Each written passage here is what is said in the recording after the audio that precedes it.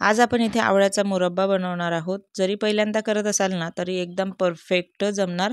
आणि फोडी कशी आहे कधी-कधी कडक येतात किंवा पाक जर थोडासा टाईट वगैरे झाला तर फोडी कडक येण्याची शक्यता असते। त्यासाठी एक महत्त्वाची ट्रिक इथे सांगितलेली आहे, त्यामुळे रेसिपी पूर्ण बघा।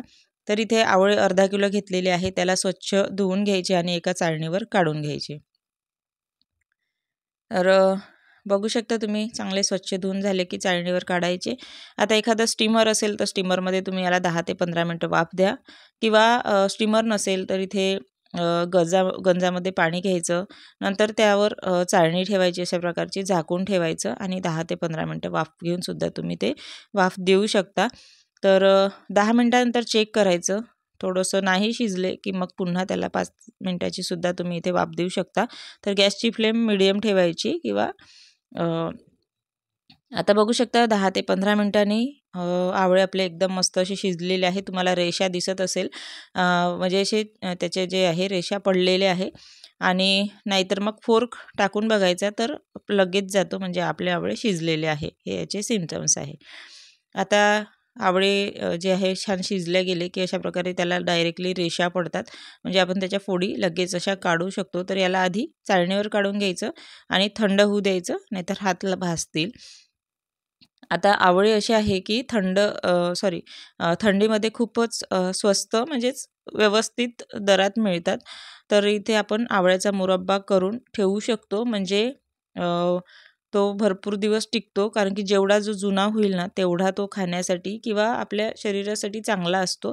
तर काही गोष्टी अशा असतात की फ्रेश खायलाच पाहिजे, पण हा आवळ्याचा मुरब्बा असा आहे की जेवढा जुना होईल ना तेवढा आपल्या शरीरासाठी किंवा डोकेदुखीसाठी, पोट दुखत असेल त्यासाठी थोडंसं खाऊन घ्यायचा, लगेच बरं होत असते। पित्त नाशक याच्यासाठी पण हा आवळा खूप छान असतो।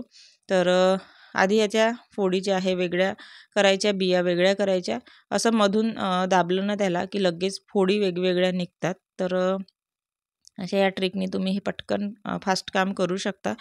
तर इथे आवळ्याच्या फोडी आपण काढून घेऊया अशा प्रकारे। आता चॅनलवर नवीन असाल तुम्ही चॅनलला सबस्क्राईब करा। जर व्हिडिओ तुम्हाला संपूर्ण जर आवडला तर प्लीज एक लाईक करा, कमेंट पण करा का कशी वाटली रेसिपी म्हणून। आता इथे फोडी काढून झालेल्या आहे, तर एका कढईमध्ये याला काढून घ्यायचं। तर याच्यामध्ये आधी तुम्ही थोडंसं तूप टाकून याला भाजू शकता, अगदी अलसकलस करून। नाहीतर मग विसरले असाल फोडी अलसकलस करण्यासाठी तर तुम्ही इथे नंतर सुद्धा तूप टाकू शकता। तर इथे मी अर्धा किलो साखर घेतली आहे, अर्धा किलो आवळे होते त्यासाठी मी अर्धा किलो एवढी साखर घेतलेली आहे। जर 1 किलो आवळे घेतले असेल तर तुम्ही 1 किलो साखर किंवा थोडी कमी घेतली तरी चालेल। जर गूळ वापरत असाल तरी सुद्धा इथे अर्धा किलोच वापरायचा, जेवढ्यास तेवढं प्रमाण असं घ्यायचं असते याच्यात आवळ्याच्या मुरब्ब्यामध्ये। तर याला असंच लो फ्लेमवरती असंच याला मिक्स करत राहायचं आहे। तर एकदम हाय फ्लेम नाही करायची। अगदी आता 5 मिनिटांनी साखर अशी विरघळायला लागलेली आहे, बघू शकता तुम्ही। आणि जेव्हा आपण वाफ देतो या आवळ्याला तर थोडंफार मॉइश्चर राहते, तर यामध्ये जे आहे ते शिजून जाते किंवा ॲब्सॉर्ब होऊन जाते, तेवढं फार पाणी राहिलं तर आवळ्याच्या फोडींमध्ये। तर तेवढं काही घाबरायचं कारण नाही। आता अशा प्रकारे मिक्स करत राहायचं आणि याला असंच शिजवत राहायचं, ढवळत राहायचं आहे।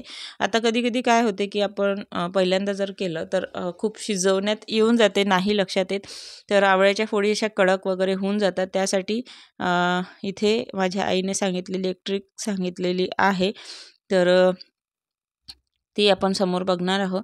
तर याला असंच प्रकारे मिक्स करत राहायचं आणि 5-5 मिनिटांनी याला असंच जे आहे मिक्स करत राहून लक्ष ठेवायचं आहे। तर इथे थोडंसं फिक्कं नाही लागलं पाहिजे म्हणून चवीसाठी मीठ टाकलेलं आहे, म्हणजे थोडंसंच बिलकुल।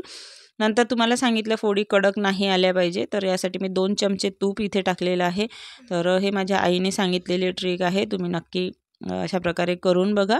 किंवा स्टार्टिंगला जेव्हा आपण फोडी कढईमध्ये टाकतो तेव्हासुद्धा तूप टाकून तुम्ही फोडी अलसकलस करू शकता। अशा प्रकारे शिजवत राहायचं आहे। बघू शकता आता कलर थोडा चेंज वाटत आहे, दिसत असेल तुम्हाला, थोडा पिवळसर जो आहे कलर येऊन राहिलेला आहे। आणि अशा प्रकारे हे आवळे शिजत आहे, बघू शकता तुम्ही.